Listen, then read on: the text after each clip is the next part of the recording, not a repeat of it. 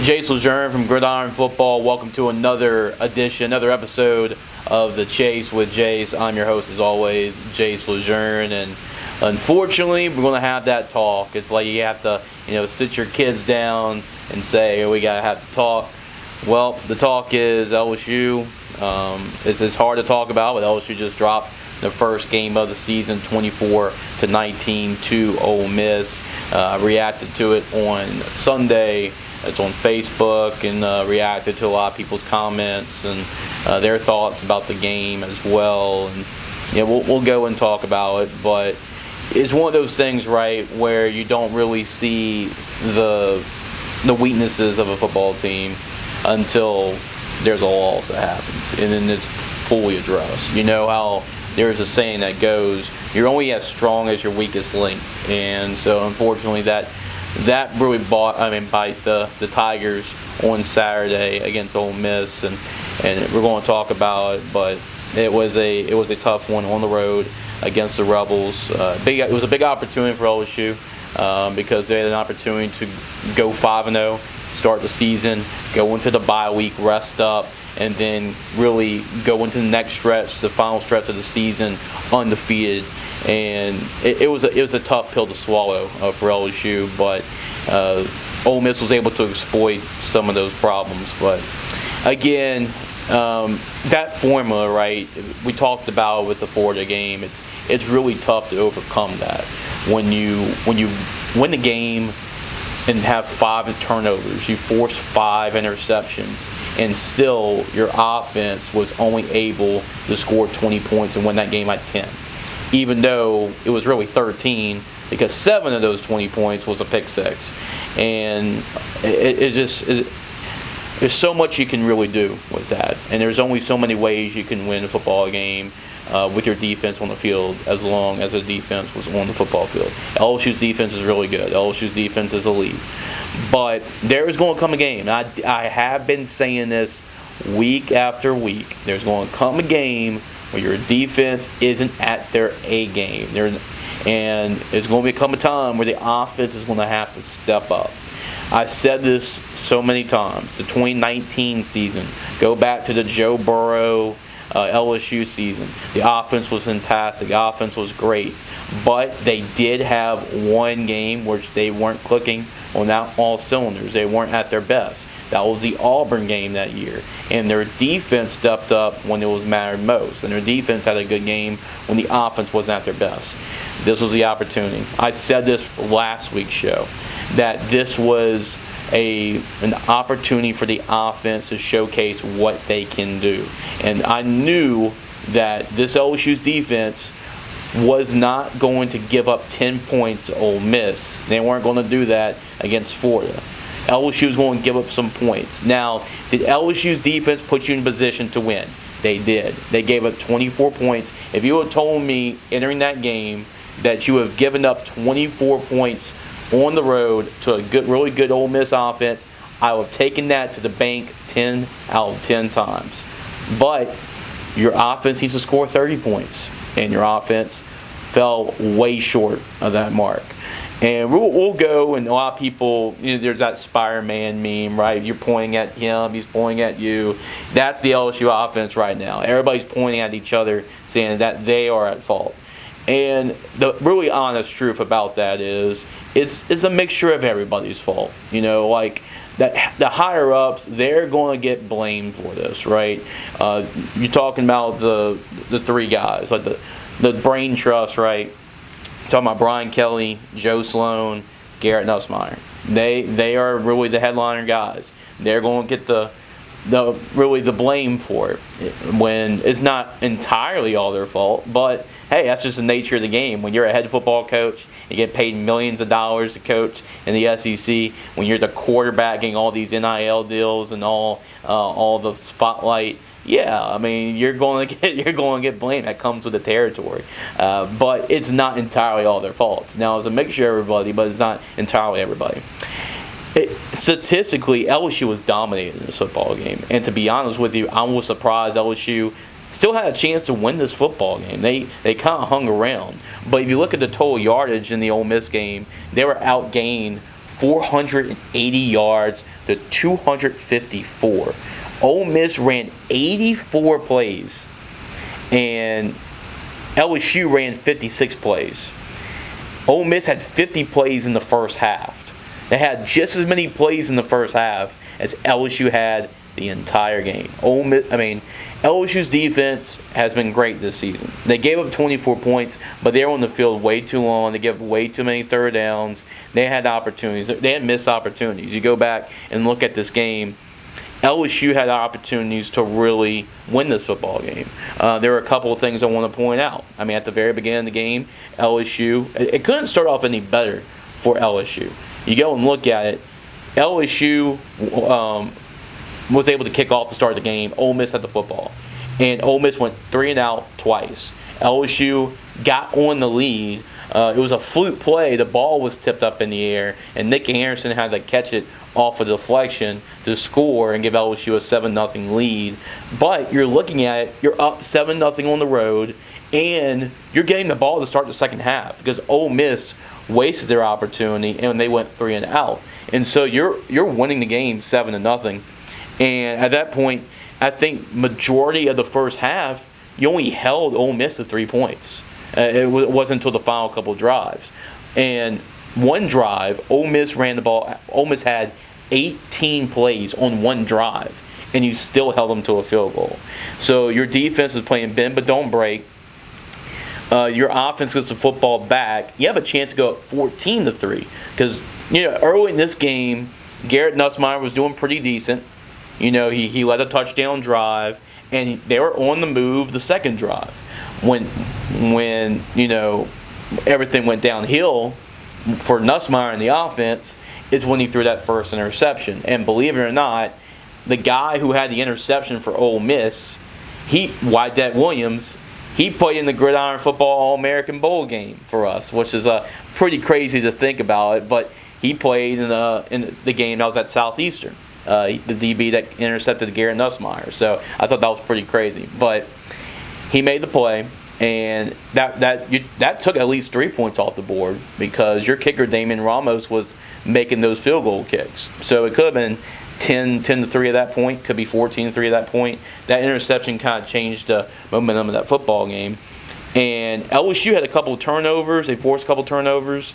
There was when Ole Miss was driving, and A.J. Halsey forces a fumble. Wet Weeks recovers it in the end zone, gets you the ball back, and your offense can't do anything off that big momentum play. That could have been a big momentum play. LSU didn't take advantage of it.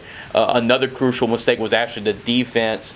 You had Ole Miss pinned. It was first down and 20, really pinned deep, and Ole Miss didn't really have any rhythm going yet. And you had a big mistake from one of your defensive leaders. West Weeks comes in and roughs the passer, Witt's brother. And that really sparked Ole Miss offense. They were able to take advantage of a couple more penalties, and they got on the board, make it 10-3, and then boom, 10-7, and then they got the ball back. LSU, after giving up another long drive, went 3 and out. You gave the ball right back to Ole Miss. They scored again. So after majority of the first half, you're winning the football game. You held them to 3 points. The last 2 drives, the last 5 minutes of that first half, really turned the course and turned the favor towards Ole Miss. And you look in the locker room, you're down by 10 points, 17-7. So a lot of missed opportunities in that first half for LSU. Just could not get anything done in that first half. Second half, you kind of hanging in there. Your defense once again had an opportunity. DJ, I think this might have happened in the first half, but DJ Pickett gets an interception, and he returns it all the way back for a touchdown. And you're thinking, okay, your defense scores again, because remember that was the pick 6 by Sean Spears to give LSU a comfortable lead against Florida, and you're thinking, okay, defense is going to step up again, get another pick 6, and it looked like it was going to be a pick 6 for LSU, but it was called back because of, I think it was the first half, now I'm thinking about it. It was called back because of pass interference on DJ Pickett when he didn't really need to throw the receiver down. He could have still made a play on the football and returned that for a touchdown, and that thing, I believe, led to the go-ahead touchdown drive for Ole Miss in the first half. So that was a missed opportunity there. P.J. Woodland gets an interception. Your defense made plays. P.J. Woodland had an interception as well, but your offense just could not really get anything going. Your running game really struggled. And what is really concerning for LSU with your running game, Ole Miss couldn't stop a nosebleed defensively. They're the worst rushing defense in the SEC. Tulane ran all over Ole Miss, and yet Ole Miss was daring you to run the football. They had a 3-man box. They dropped everybody back. They dropped 8. So I'm not great at math, right? I mean, that's why I'm doing this. But I would have to say 5 is greater than 3. Ole Miss had 3 defensive linemen. LSU has 5 offensive linemen. So you would think, okay, you should be able to run the football because 5 is greater than 3. But LSU could not run the football at all against Ole Miss's defensive line. The total numbers, 57 yards on 22 carries, on 22 rush attempts. That's an average of 2.6 yards per carry, which is not good. Especially when the passing game wasn't there either. Garrett Nussmeier, not the numbers you usually see him make, especially after the year he had last year. 21 for 34, 197 yards, 1 touchdown, 1 interception.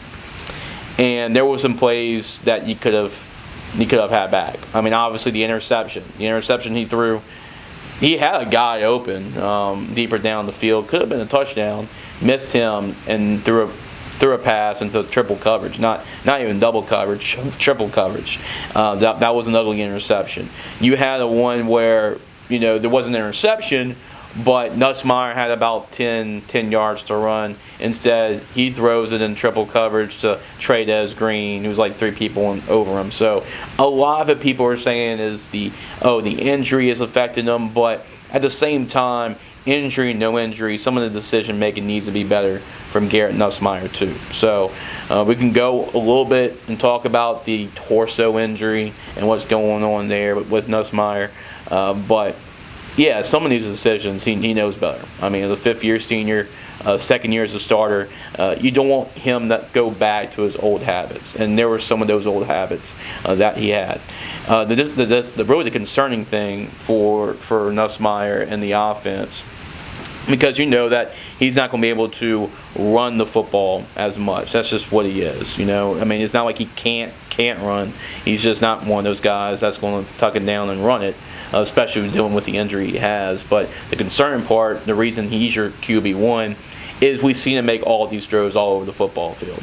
And you're just not seeing the same zip on the football right now from Nussmeier. Talk about the deep shot. LSU had an opportunity to score a touchdown, and that was a deep shot to Chris Hilton, and he underthrew that pass.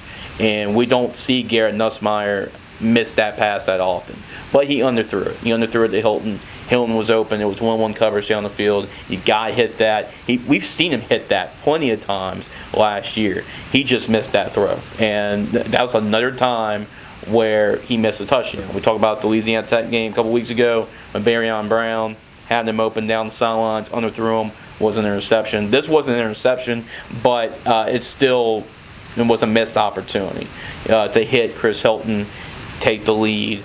So a missed opportunity there. But yeah, it was just really dysfunctional. I mean, offensively, and you just can't really get any rhythm going. I'm going to try to find out what the drives were. It really wasn't much. It was a lot of 3 plays, 5 plays, 3 plays, 4 plays, 6 plays, 5 plays, and your defense. I mean, I don't care if it's the 85 Bears on that football field that Saturday. You just cannot continue to have your defense out there drive after drive after drive and expect anything, right? I mean, you pulled in close. During the 4th quarter, despite all the issues you had, you were down 17-13 entering the 4th quarter. So you had a perfect opportunity to get stops. But by that point, your defense was getting really tired, and that really showed in the fourth quarter, getting off the field and not being able to convert some of those touchdowns, especially some of those turnovers. You don't want to convert on field goal attempts. So, yeah, it was tough, and you're able to, give up another touchdown, 24-13. Now, get credit to LSU. They did come up with an offensive drive to pull within 5 points, 24-19. Kyle Parker had a couple fourth down catches that extended some drives. Harlem Berry, who's a 5-star freshman from St. Lawrence Episcopal, he scored a touchdown for you late. So maybe that can be a guy you can rely on more on the ground game later on in the season after we talk about the bye week. And then there's the 2-point conversion. The 2-point conversion, if that is the best play you got in a 2-point conversion, I don't know what to tell you. I'm not going to point and say it's all Joe Sloan, but that 2-point conversion play, you have to have something better than that. That's all I got to say. Especially when you can't run the football. You try to motion Juwan Johnson. You get him the football like 5 yards in the backfield. I don't know what you're even trying to do right there. I always like to have some options. Now, you don't have Jay and Daniels back there, as far as the running ability, but have that run-pass option to really help. Maybe you did that in the Wildcat package with Juwan Johnson, maybe. You put Michael Van Buren in that situation with a RPO run-pass option. But to give the ball, to give the ball to your running back 5 yards in the backfield and expect them to score when you can't run the football and showing you can't run the football with a bang-up offensive line, yeah, that was not the best call, I would have to say, in that situation.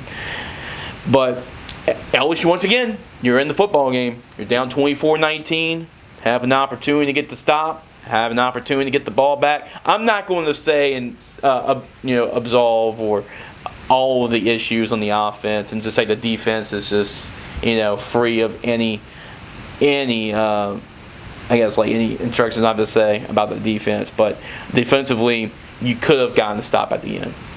You knew that you had the opportunity to get off the football field, get your offense back after they had a touchdown drive. The drive before just could not get off the field. Trinidad Chambliss, the Ole Miss quarterback, which is too much. And now he's putting himself in the Heisman Trophy conversation. It's interesting how that works, right? He was phenomenal. Trinidad, 23 for 39, 314 yards, 1 touchdown, had another 71 yards rushing on the ground.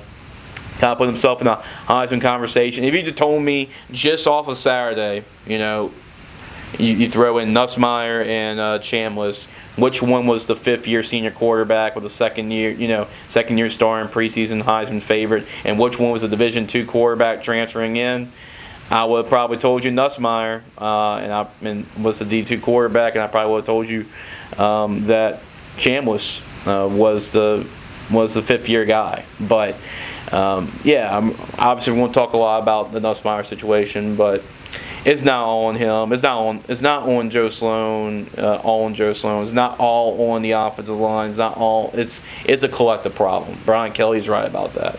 There is a collective problem and a problem that they need to fix regarding the bye week. And we're going to talk about the bye week because, frankly, I don't want to talk about this game anymore because Ole Miss was able to get the victory 24-19. Now Ole Miss is in great situation right now. They're undefeated, and I know they have 2 tough opponents coming up. I think they have Georgia being one, and I got to see what the other one is. I think it's A&M, but I know they got 2 tough ones back-to-back. But besides that, the Ole Miss schedule is pretty it looks pretty good for them. I have Oklahoma. So they got Georgia and they got Oklahoma. But besides that, it's pretty winnable for them down the stretch. So if it comes down to that 3rd playoff spot for the SEC, and it's a tie between LSU and Ole Miss, that's not a great look right now in terms of the tiebreaker and everything. But let's talk about that standpoint. LSU, where they're at right now, it's the bye week. So I think the bye week couldn't have come at a better time for LSU.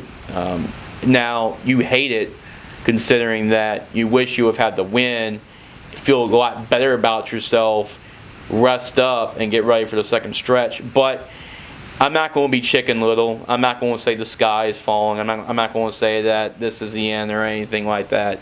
I'm always a half glass full type of person. I'm never a half glass empty type of person. So having that half glass full type of mindset here, it's not over for LSU.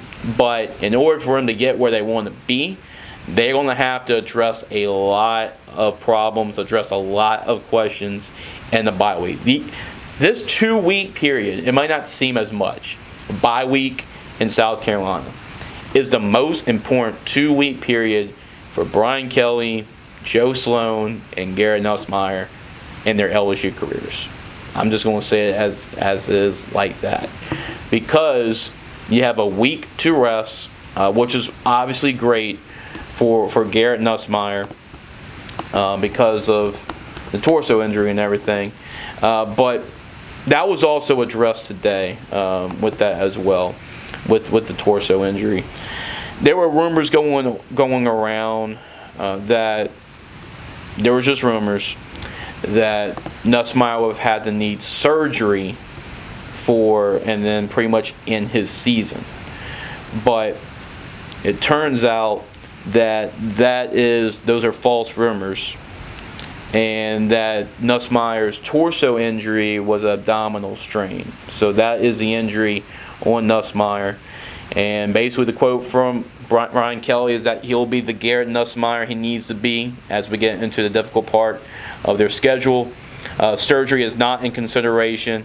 It's an ab strain, like I mentioned. It's taken longer to heal, but he's on the back end of that injury. So that's what he said before, and the rumors of Nussmeier needing surgery or misinformation. So that's the report there on Nussmeier. It's an ab strain, not a core injury, and it's been slow to heal for him. But at the same time, people are saying, okay, why didn't you rest him against Southeastern? I'm not mad at that decision for him not to rest him, because the offense was struggling before the Southeastern game. You needed a feel-good game for this offense going into Ole Miss. That's why I said I do agree with the coaches continuing to play Nussmeier in that situation, because they needed the confidence booster. They needed to see 56 points on the board against Southeastern, and they needed the reps, especially Nussmeier's is throwing to some new receivers. So I think that extra game helped. And I thought he looked pretty healthy, but considering things in the Southeastern game. I know it's Southeastern. I was like, well, everybody's saying, well, everybody can throw against air. Well, he made some throws that were tough, especially the last touchdown he threw to Xavion Thomas. That was a tough throw to make, and that looked like the old Nussmeier of old last year. But I think it comes at a good point for Nussmeier to heal. Use this week. I don't care you wrap Garrett Nussmeier in bubble wrap the next 2 weeks, but like lay in the cold bath. I don't care what you gotta do. So just heal up, get better, and you better be ready. You better be ready for South Carolina coming up, because when you're at LSU, you're dealing with an interesting fan base. I gotta say that too. That part of it as well. So you're at home, which after a loss can be a good thing or a bad thing. How that's really being taken upon, it depends on you, right? So there's a lot of fans already calling for Michael Van Buren, because the backup quarterback is always the most popular position on the football field by fans until you're not the backup quarterback. Because rewind back a couple years ago, Jaden Daniels, who won the Heisman Trophy at LSU, is second overall draft pick, balling out at Washington right now. There was a point where fans want Jaden Daniels benched for Garrett Nussmeier. They want Garrett Nussmeier to be in the football game. So it's crazy, right? That was a point that fans were calling for Nussmeier. But the backup quarterback's always the most popular person on the football field until You're not the backup quarterback. But the reason I bring this up is, what if the offense still struggles? First drive, 3 and out. Second drive, 3 and out. Third drive, 3 and out. And it's going to come to a point where the fans are going to start chanting for Van Buren. So you don't want to be in that situation. You don't want the home crowd to turn against you. So that's why I said these next couple weeks are huge for Brian Kelly, for Joe Sloan, for Garrett Nussmeier, because you have a home game coming up. LSU has proven, like Brian Kelly's pointed out, that they are pretty tough to beat at home. 17-1, I believe, under Brian Kelly at home. So they are really tough to play them in Tiger Stadium at night. And it's going to be at least a 6 o'clock game, 6 o'clock kickoff in South Carolina. Now, a lot of the things going on over the week for Garrett Nussmeier has been mental reps, getting mental reps, studying film, doing VR, virtual reality stuff where he can go and scan the football field and work through his progression. So a lot of stuff like that is what they've been working on mentally. It was what Brian Kelly said today in the SEC teleconference. And also just be able to rest up. I mean, you don't need to throw the football 100 times the next 2 weeks. Rest up, and if this is the case, if all it took is some rest to see the old Garrett Nussmeier of old when he was slinging the football around and just playing free, then so be it. He just needs to rest and get ready for, which Brian Kelly is right. I mean, starting with the Ole Miss game, this is a really tough stretch coming up for LSU. But just rest up. Some of these guys that are really banged up, right? I mean, Caden Durham, and we can talk about the running game a little bit. I'm going to go into why LSU hasn't been able to run the football. But, not having Caden Durham in that Ole Miss game did hurt with the ankle injury. Have him heal up. Some of your offensive linemen were hurt. We talked about Braylon Moore earlier this year with the ankle injury. You had Paul Mumega leave the game. He's dealing with injuries. Have him heal up. Have Weston Davis. He was dealing with injuries. Have him heal up, right? Some of these guys have been banged up. Trades Green, he just got back, but there's an opportunity for him to heal more with his injury as well. Weeks got hurt in the game, and he did come back and everything, but have him heal up. So this is a great opportunity when the injuries are starting to ramp up a little bit for all these guys just to heal up and just take it easy these next couple weeks until we get to South Carolina next week. And Brian Kelly talked about that stretch, right? And it gets tough. I mean, you have South Carolina after the bye week. After that, you have Vanderbilt right now, who's undefeated right now, playing against Alabama College game day. You have them the following Saturday. Then you have Texas A&M, who's undefeated right now. Then you have another bye week, and guess who you got after that? After that bye week, you have Alabama coming up after that. Then Arkansas. Then Western Kentucky. Then Oklahoma. So, yeah, that's a pretty tough stretch. And now, even though you were undefeated going to the Ole Miss game, what that loss hurts is because the next couple of games after the bye week, you can pretty much only afford one more loss and feel good about your college football playoff chances. So, you've been really good at home. You've been really good at home this year, pretty much almost unbeatable at home. So if you take care of your home games, that's South Carolina, that's Texas A&M, that's Arkansas, Western Kentucky. You go 4-0 in your home games, right? You're going to have to go 2-1 on your road games. And your road games being Vanderbilt, Alabama, Oklahoma. You're going to have to find a way to go to. I think they can find a way to get it done. Even though Vanderbilt's looked really good. I don't know how people are just saying that Vanderbilt's an automatic win, especially the way that they're playing right now. But let's just say you do win that football game. You're going to have. I think this season's going to come down to, can you split Alabama, Oklahoma? Can you find a way to go 1-1? And if you do, and if you enter, let's say you lose against Alabama, you have a chance to play Oklahoma for possibly a chance to get in the college football playoff at the end of the season. So that's kind of where you want to be. So we'll see how that goes the rest of the way. But, yeah, I mean, a lot of blame's being put on Nussmeier's shoulders, and a lot of it is unrightfully so, because that you have to run the football. I mean, that is a must. You have to be able to run the football. No ifs, ands, or buts. You just have to do it, and you're not going to be able to. You're not going to be able to have any success in the SEC. You probably win some games, but you won't win the big games, and you're going to have to find some ability to do that. Is it have a package for Michael Van Buren because he can run? Maybe that's it. Maybe it's maybe go back to the I formation. We saw that one time against Florida, and it busted for a 50-yard run for Caden Durham. Do you do that more? You go under center more. I think LSU was a lot more comfortable running the football under center than the shotgun. You go back to that. Do you give Harlon Berry the ball? Do you increase his touches a little bit more? Now, I think Joe Sloan was trying to incorporate the run game and the short passes behind the line of scrimmage, but you can run that a couple times and sprinkle that in, but you can't run that like 15 times, and that's what Joe Sloan did. Maybe give it some other options there. Xavion Thomas, get him in motion and then give him the football. There's other ways you can do that. Caden Durham, you get him healthy. I think that will help your running game a little bit. So just be more creative in the running game. Then I think they go under center a little bit more, go I formation more.